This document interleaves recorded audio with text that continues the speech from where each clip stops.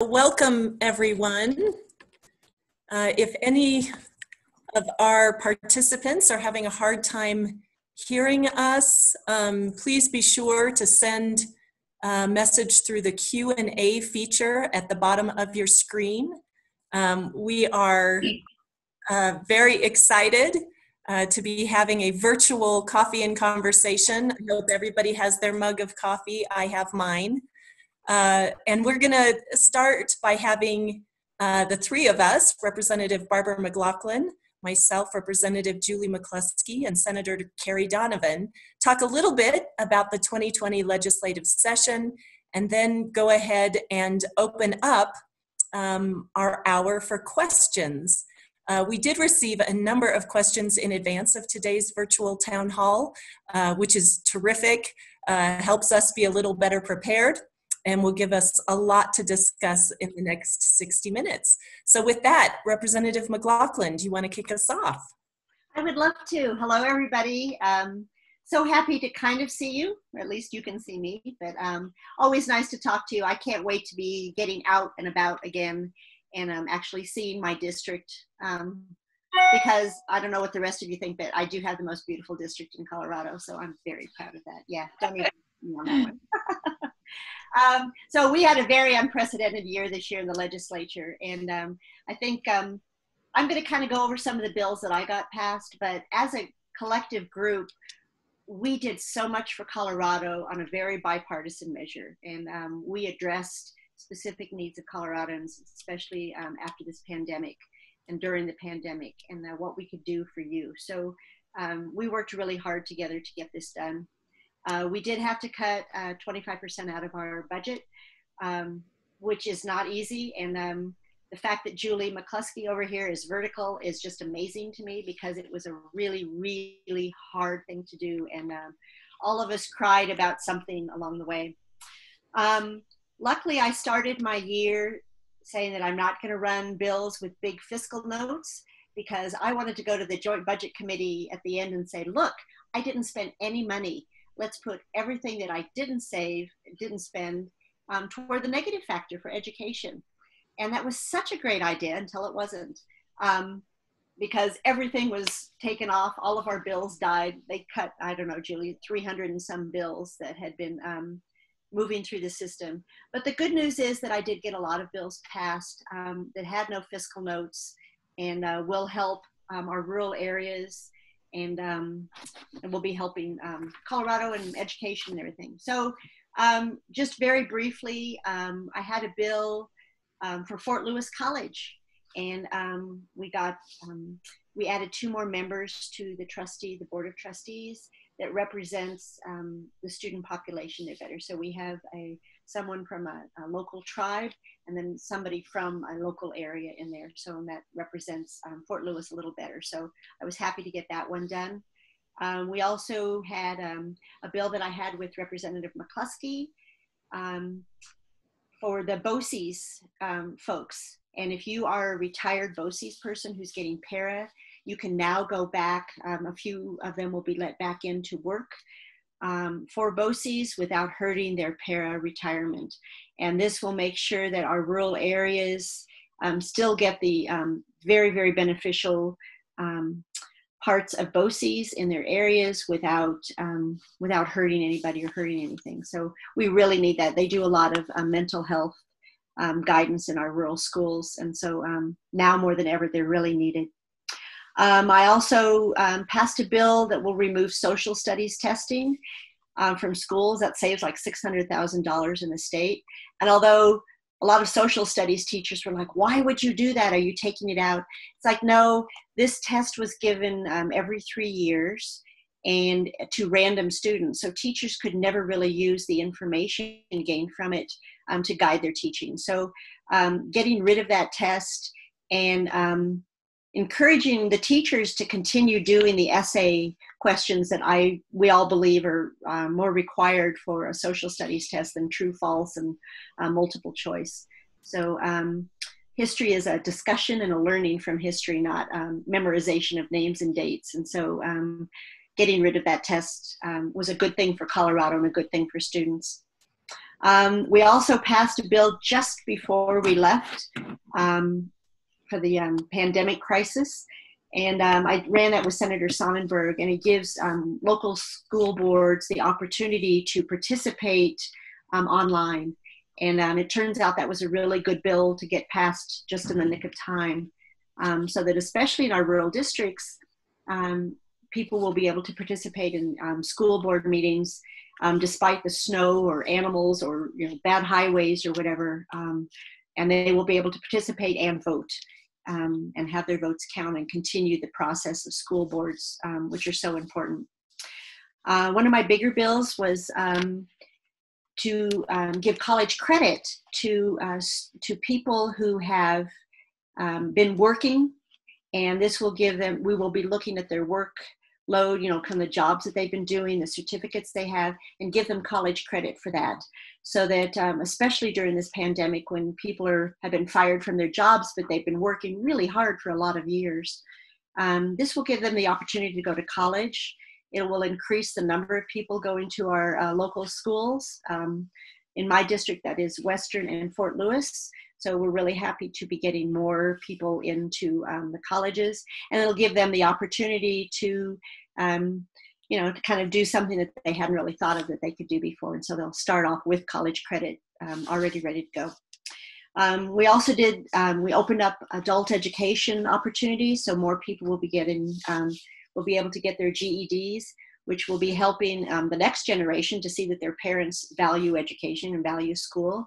It will also perhaps get them off any government assistance, and it'll give a lot more opportunity for them to get good jobs and get back into, increase the economy.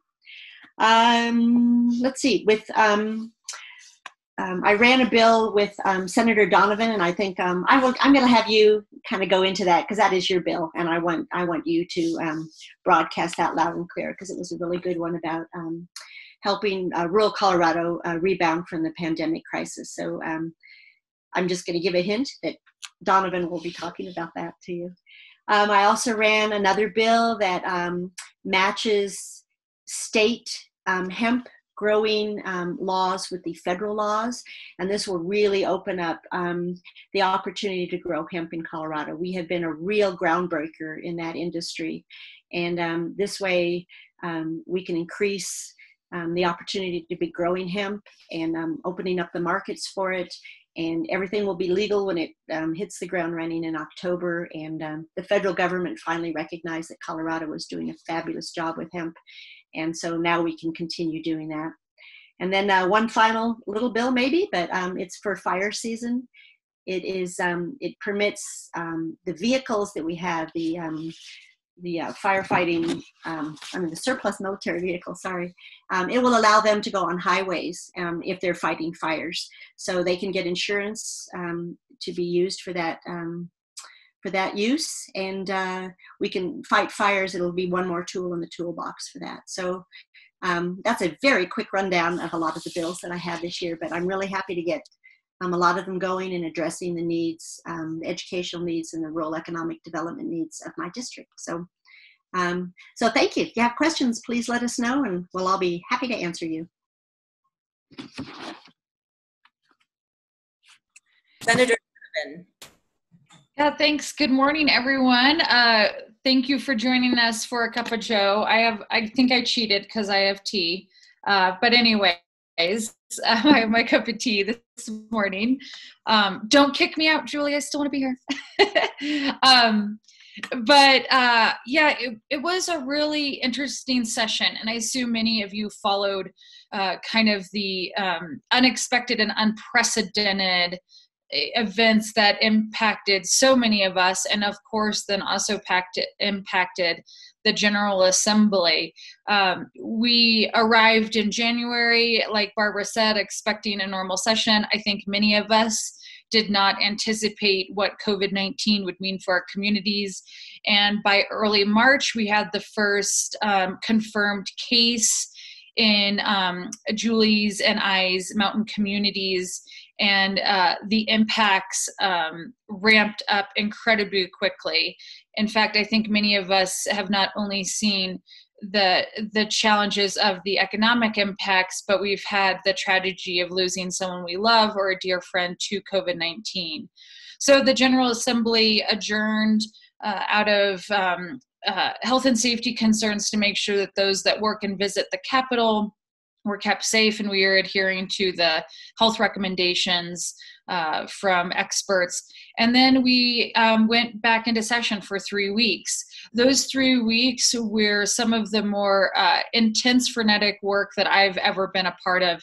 But I'm really proud to say that I don't think we cut any corners. We still did thorough, incredible work on lawmaking. We all made significant sacrifices to match the shared sacrifice that everyone in the state was doing. And one of the big bills that my colleague in the House to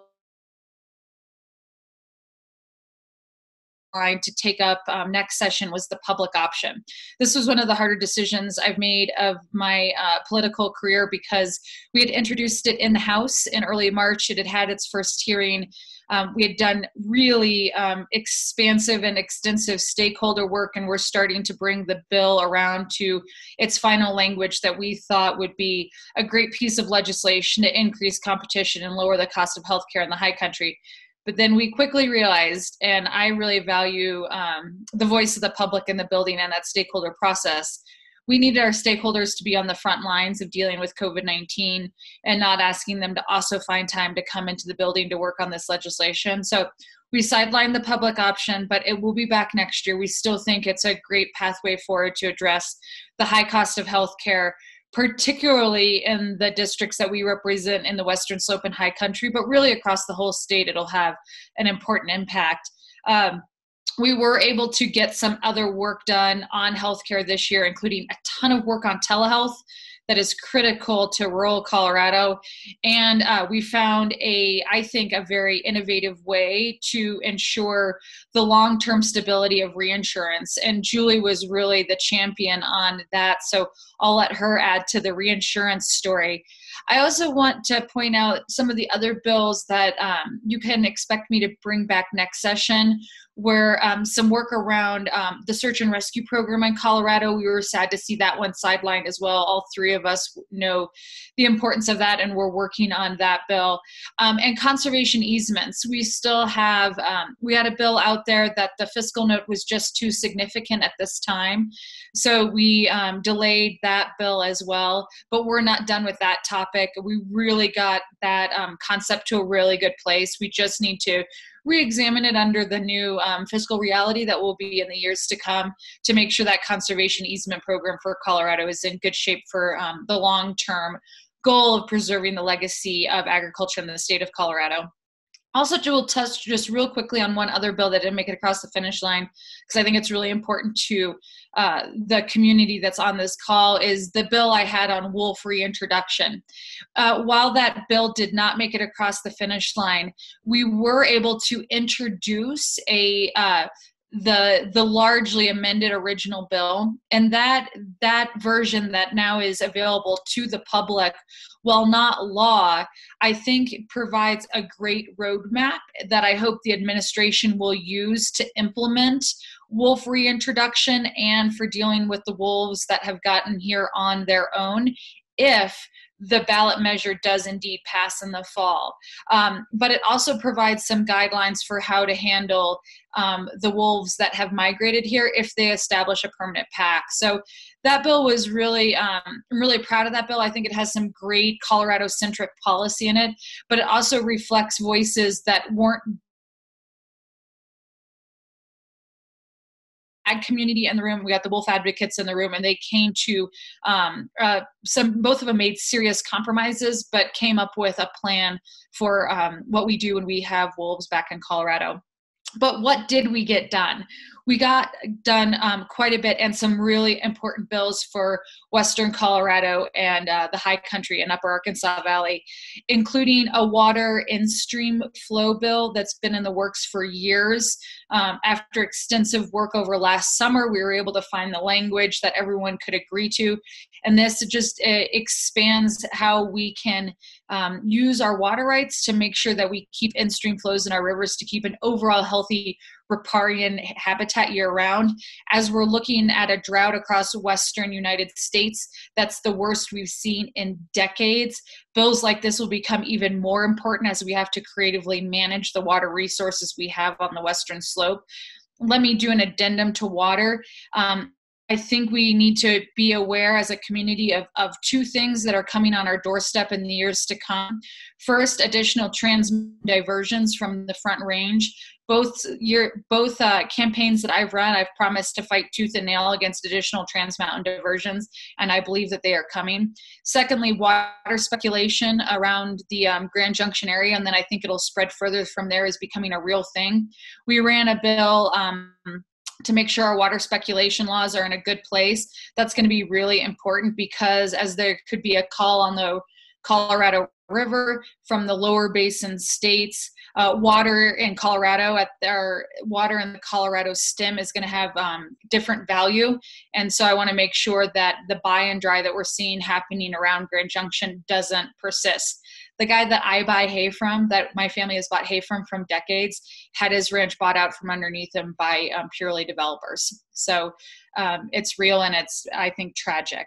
I want to hit on secure savings real quick. This is a monumental bill that's been, I think I've worked on it for 3 years. I think those ahead of me had worked on it for years. So it's a multi-year bill in the making, but we got it passed this year with the help of the treasurer finding a great way to provide the initial funding. And what secure savings is, it's a public-private partnership where the state will provide the option for people to establish a savings account. This is critically important to our communities that we know well, that many people don't have access to that traditional 401 type savings plan because we don't have large employers out in our communities, right?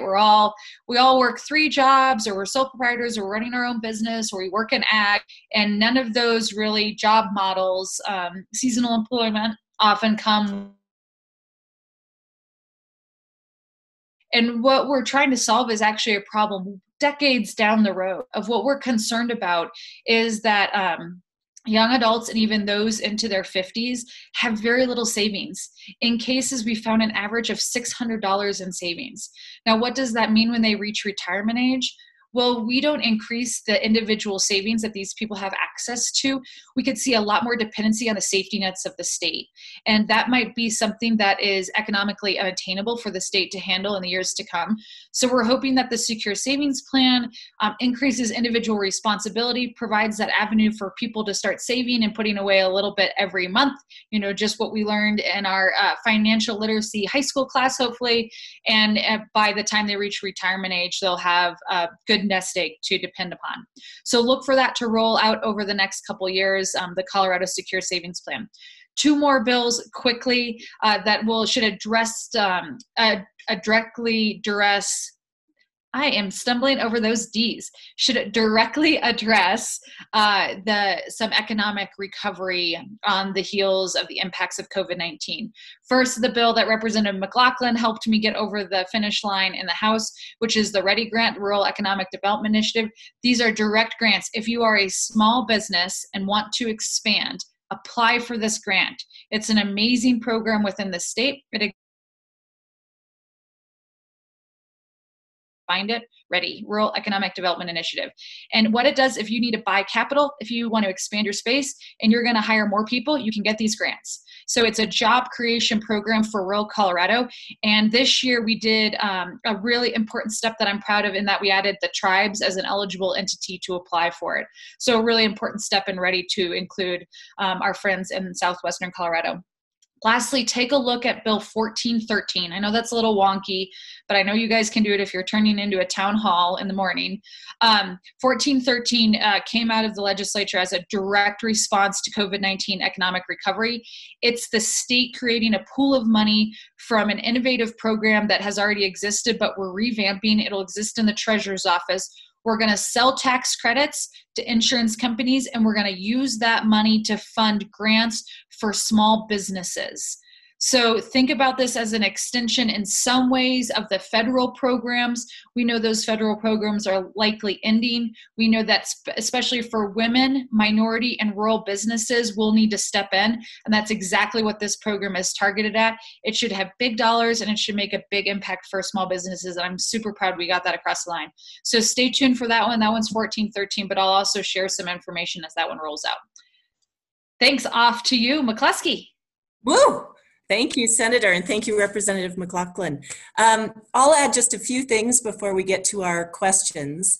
As a member of the JBC, I returned early in May to work on the state's budget. And as many of you may have heard, we were facing a $3.3 billion shortfall for the budget for next year, our 2020-2021 budget. That starts July 1. The state had never faced a budget shortfall of that magnitude. And I will tell you, in the very short, limited amount of time that we had, it was a pressure cooker to make the right decisions for Colorado in the middle of a pandemic, to be sure that we protected our safety net services, our housing and food assistance, our healthcare, particularly for low-income Coloradans. And then to look at the K-12 school budget, our higher education budget, protect what we could there to make sure that this next year our kids continue to thrive here in the state. In the end, we were successful in making those budget cuts. And a few things I want to highlight. While they were difficult choices, I think they were the right ones to make during this time. We did take an across-the-board 5% reduction in all of our state agencies, not through wage cuts, not through layoffs, but we hope through attrition and potentially some furlough days. We did our best to protect our state employees to make sure that they continued to have employment through this difficult time. We did take a 1% across the board provider rate cut. And I know for Tom, who is on this call, while that is tough to take any sort of rate cut for those providers providing services in our communities, I am awfully glad we didn't take more. We did see an increase to the budget stabilization factor, unfortunately, by $612 million. That's a cut to our K-12 schools.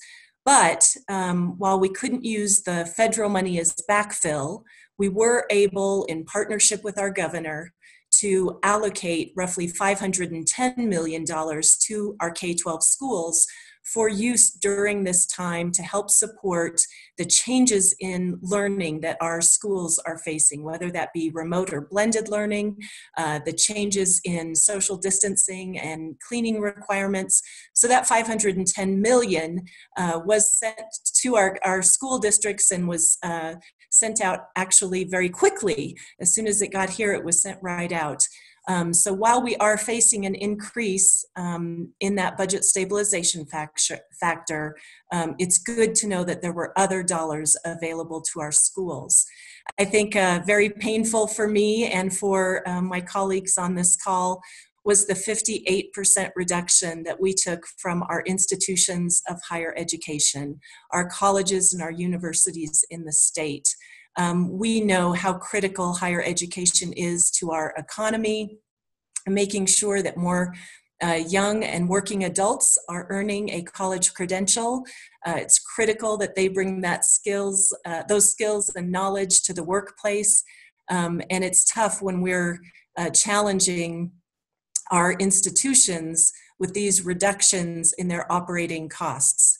Fortunately, again, we were able, in partnership with the governor, to give funding to our higher ed institutions. $490 million went out to the institutions, hopefully to offset some of the impacts that they are feeling from the state reduction. We know, though, that we're seeing a reduction in student enrollment across many of our colleges and universities this fall, and I guess time will tell how significant those impacts are going to be for operations.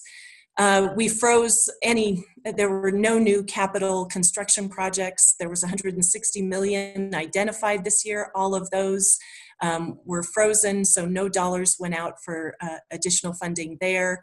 And we also reversed a number of grant programs, particularly in the world of education. We defunded those for this next year, putting them kind of in a holding pattern until times are better.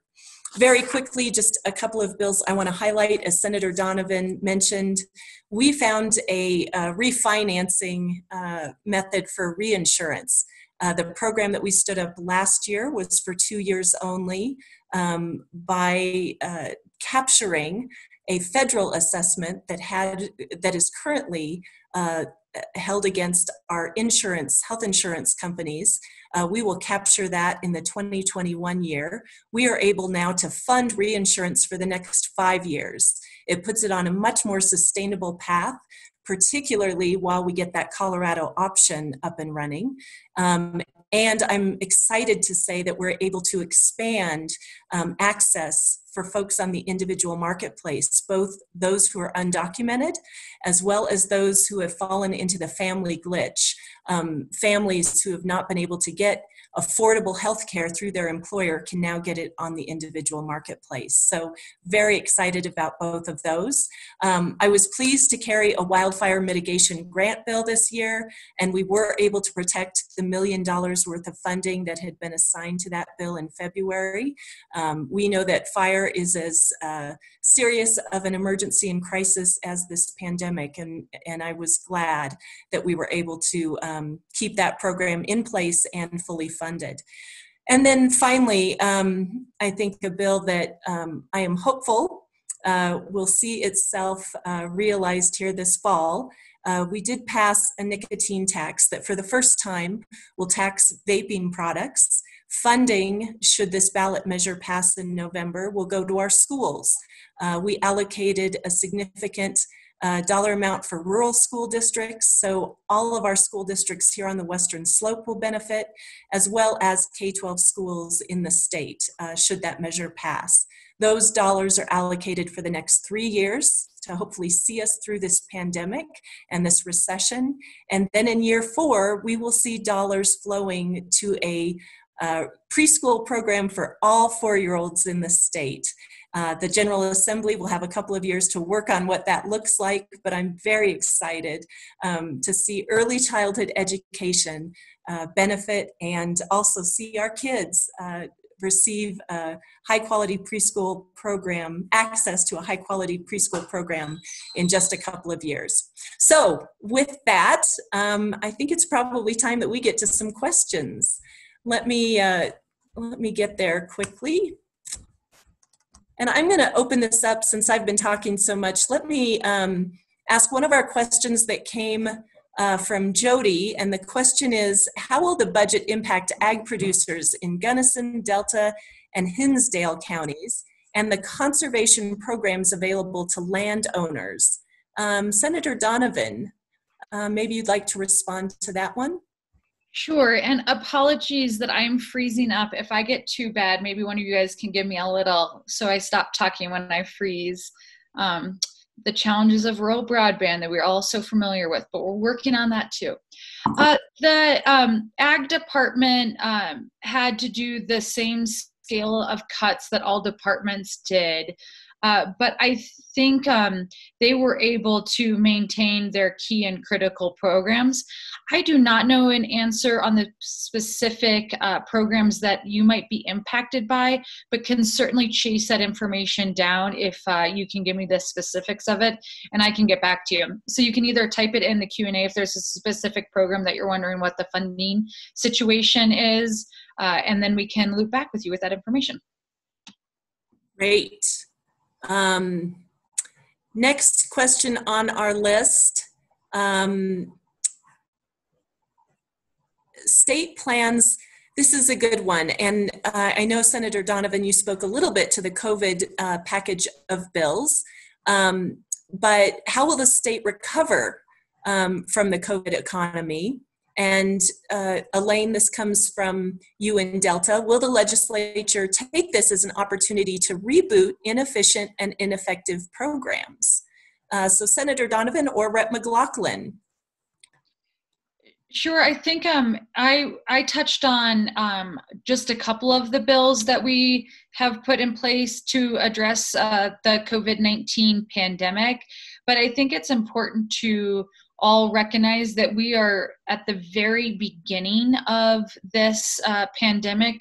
You know, we are still, we all made the self-sacrifice to try to disrupt the chain of it being communicated between individuals. We did that, but we're still dealing with a healthcare crisis while trying to mitigate the economic crisis. The economic impacts will be felt for years. So we did pass a number of bills, including the one that I highlighted, but also ones that have to do around when counties do property tax, other grants for small businesses. We did a bill around earning sick leave. So we passed numerous bills to address COVID-19, but I would say our work on the economic recovery is just beginning and will be far-reaching. I think over the interim, we will likely continue to discuss and work with our congressional partners to determine how best to ensure a long-term recovery from the impacts of COVID-19. But also know, if you guys have ideas or seeing issues, please don't hesitate to contact any of us. A lot of the ideas of bills and executive orders came directly from me hearing from my constituents. So keep the ideas coming, keep telling us the problems that you're seeing. If we can help with getting unemployment insurance, all those pieces of the puzzle, know that you have a team behind you to help you. Representative McLachlan. Yeah, thanks. We did pass a few very COVID-specific bills. A couple of them address loans and grants to small businesses in particular, so that we make sure that those are such a vital part, especially in our rural communities, to have that small business in there. So we want everybody to keep their jobs, be able to shop locally. It's not the big business stuff that we're addressing with those.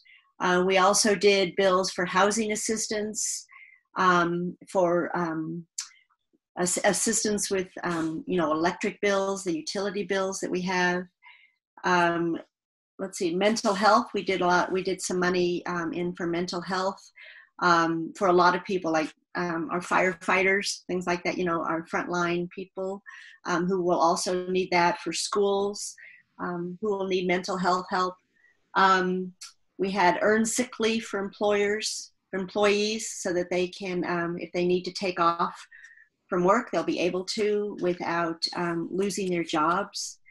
We have more unemployment insurance, but we did a lot of, I think, that are really good bills that address specifically the people affected by COVID-19. And, we could do another hour on what those bills look like, but we did do a lot together to address specific needs of our constituents.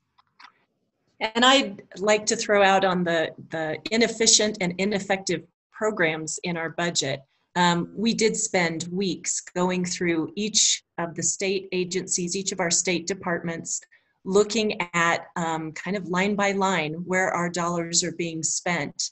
There were many cash-funded programs that are funded with fees or fines, where we were able to either defund the program for a year and or just put it on hold or reduce the program to a certain degree to be able to use those funds to balance the budget. I think from now until January, when we reconvene, that dive is continuing. I have heard that many of the departments are continuing to scour their programming as well as some of their core functions to see how we might improve our efficiencies, really use our dollars most effectively, so that we are serving Coloradans with the core essential services that are required right now. So thank you for the question, Elaine. Next question comes from Max in Summit County, and he's asking, what can we do to focus more on babies where the greatest benefits are derived from minimal efforts? Thanks for the question, Max. Certainly appreciate you joining us today. I want to talk about early childhood. We were able to get a packaged bill across the finish line that included incentives and support for our early childhood workforce. It included the design of a early childhood mental health consultation model for the state, helping families with children that show both mental or behavioral issues early on, getting support for those families, and a way to improve quality for our early childhood care providers, even those who are licensed home care providers.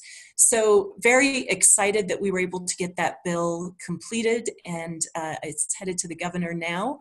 The challenge is that we really didn't have the funding at the levels we wanted to support that programming.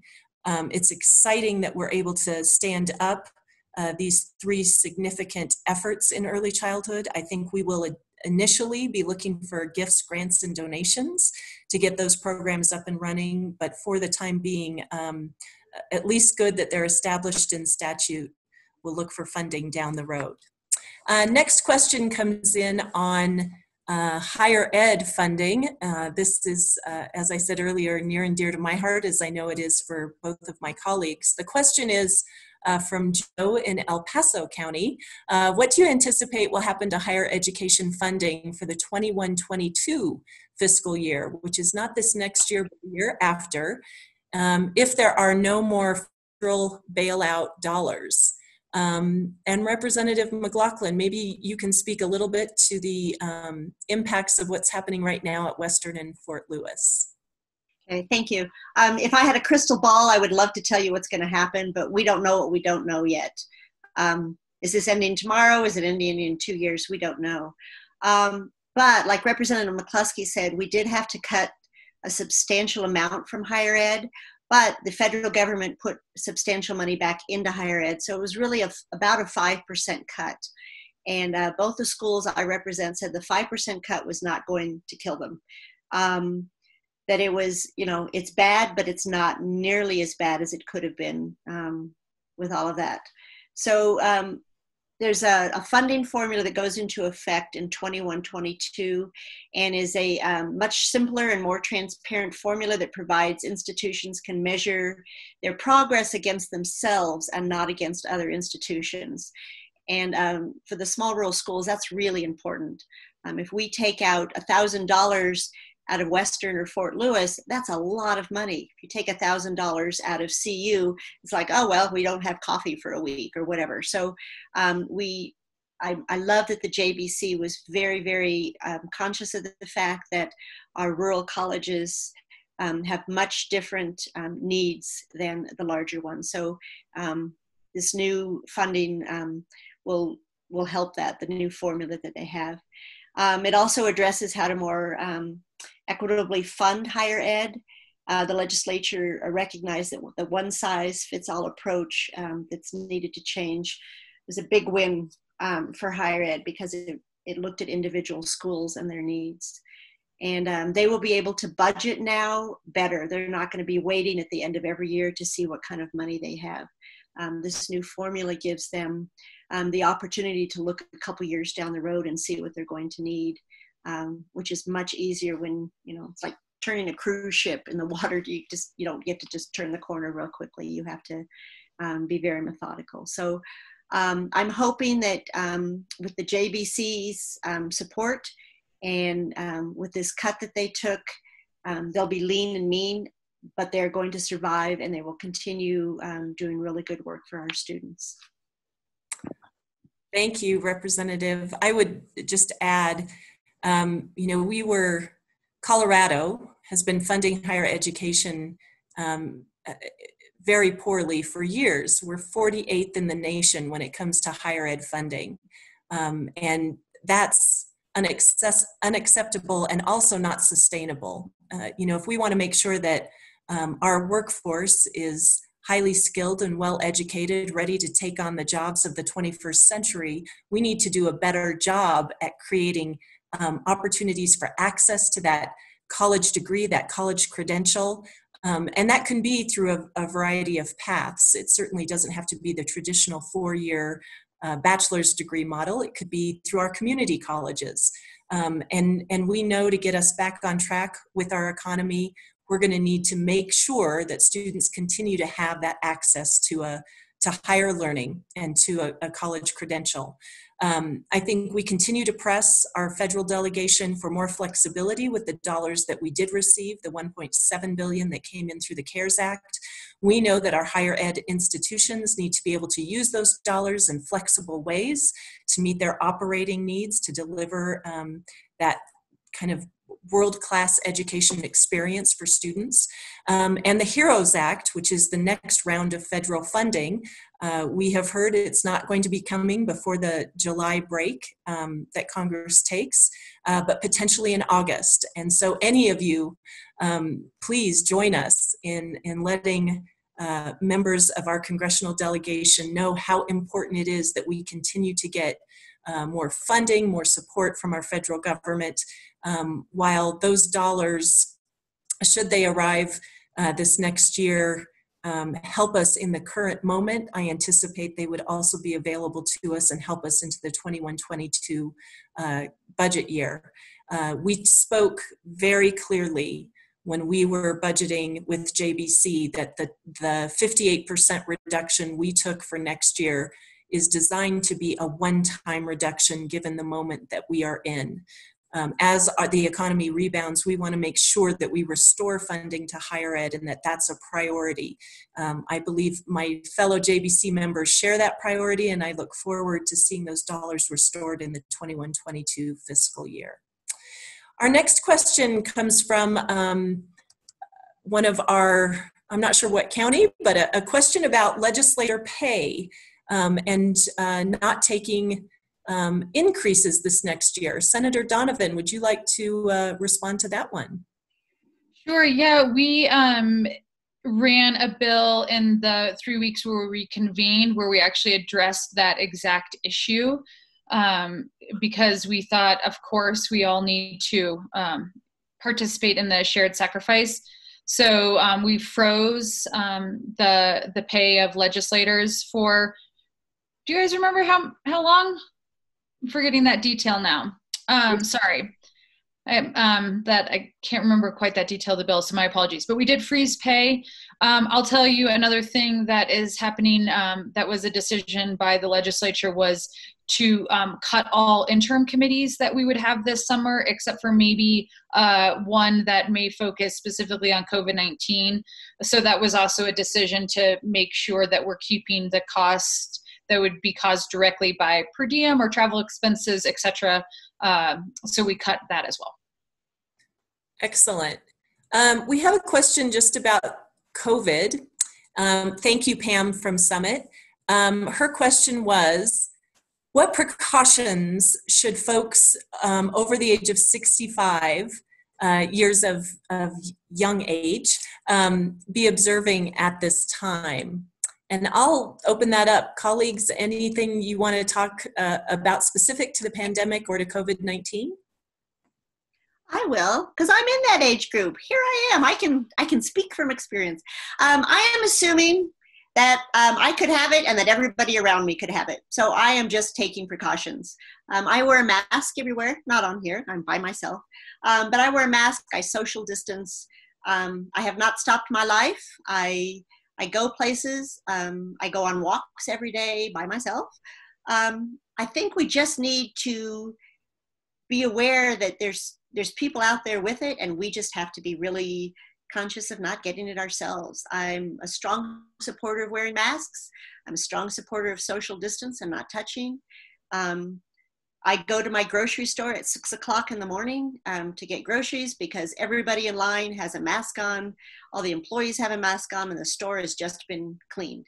So I feel good going in there. I have to get out and do things. But I think we just, you know, if you're sick, my husband's sick, so I don't want to bring anything home to him. So I'm probably uber cautious about those things, but I can still live and I'm still doing things. And I don't think we need to stop everything, but I think we need to just assume that we have it and somebody out there has it and we're going to get it. And let's just stop, you know, just keep wearing our masks and keep taking, you know, wash your hands.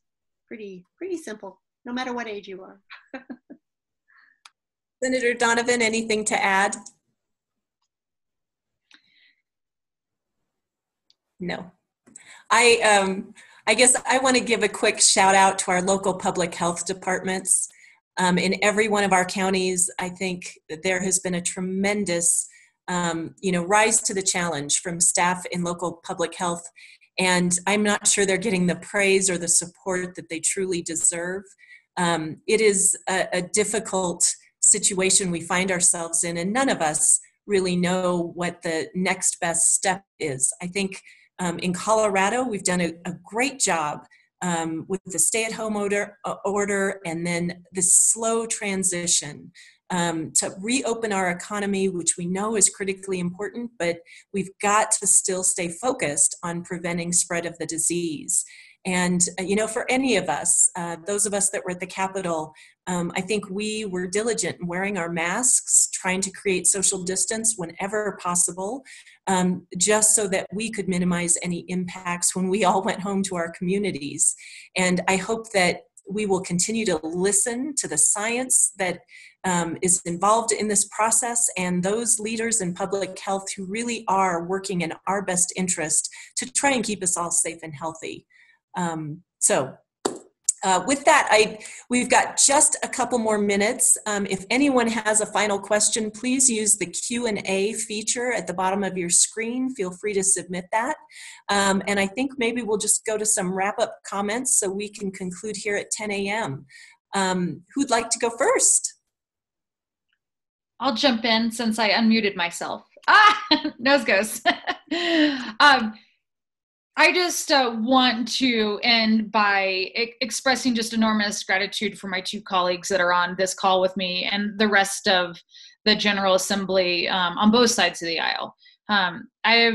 Was really inspired and impressed day after day to see the work that people were doing in that building in challenging circumstances and high stress decision making, and really was proud. Even when I disagreed with people, I felt that everyone's heart was really in the right place the 3 weeks that we returned. So just public thanks to not only Barbara and Julie, who are two of my favorite House members to work with, but everyone really in that building and the staff that supported us as well during those 3 weeks. It was hard. It was really tough to figure out how we could best support the people that we represent while dealing with the toughest budget cuts that the state has ever seen, and the tough choices that resulted in.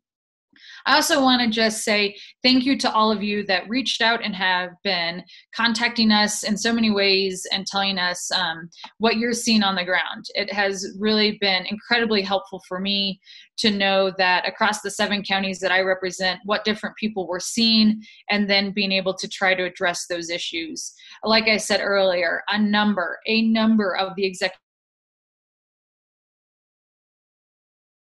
past months came directly from communications I heard from our constituents, particularly because the 3 of us represent some of the hardest hit areas of not only the state, but of the entire country. And we were on the forefront of the pandemic arriving in our country. And in many ways, our districts were even weeks ahead of other parts of the state. So many thanks to you guys for being willing participants in our group effort of addressing the COVID-19 pandemic in the best way that we can. And we're not done yet.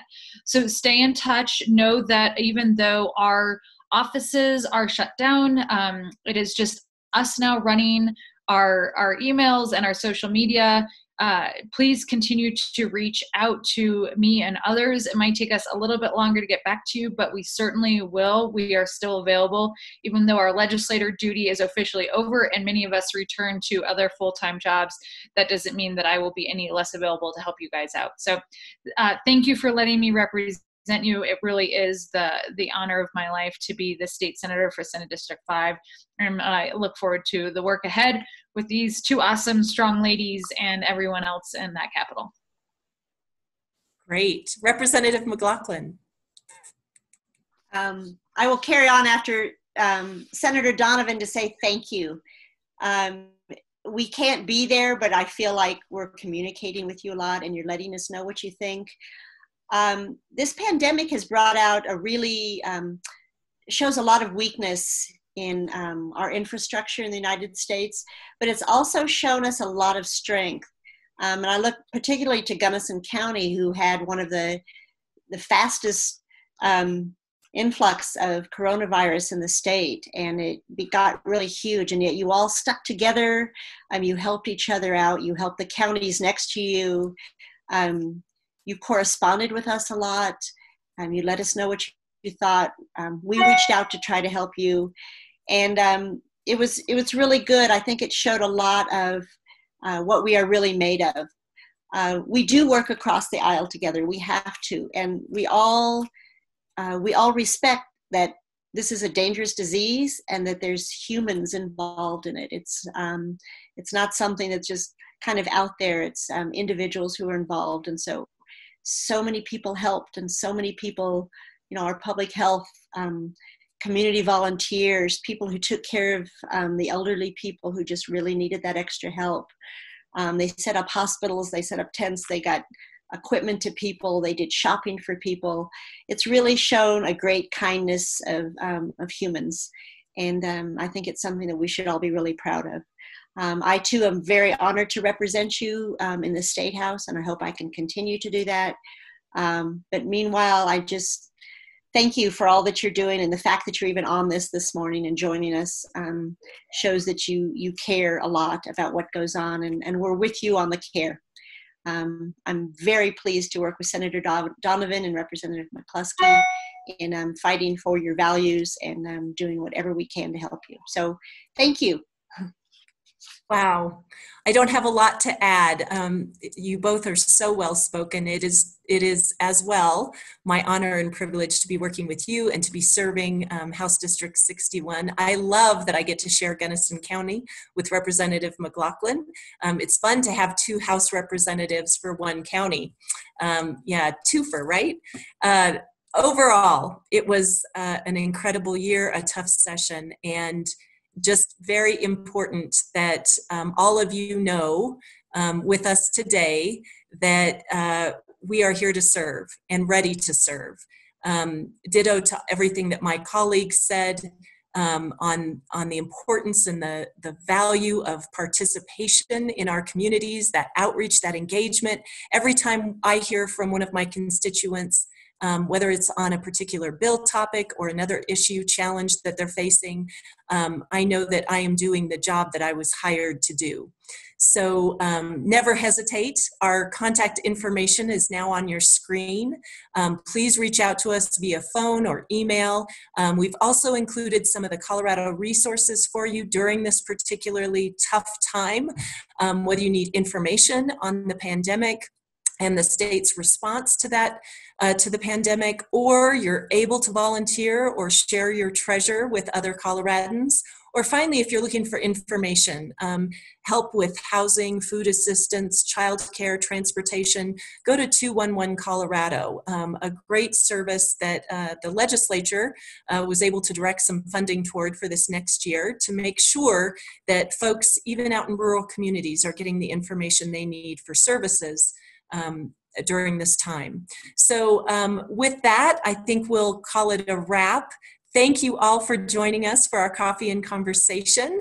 We'll be in touch, I'm sure, to do another one of these in the months ahead. In the meantime, stay in touch. Let us know how you're doing and how we can better serve. Take care.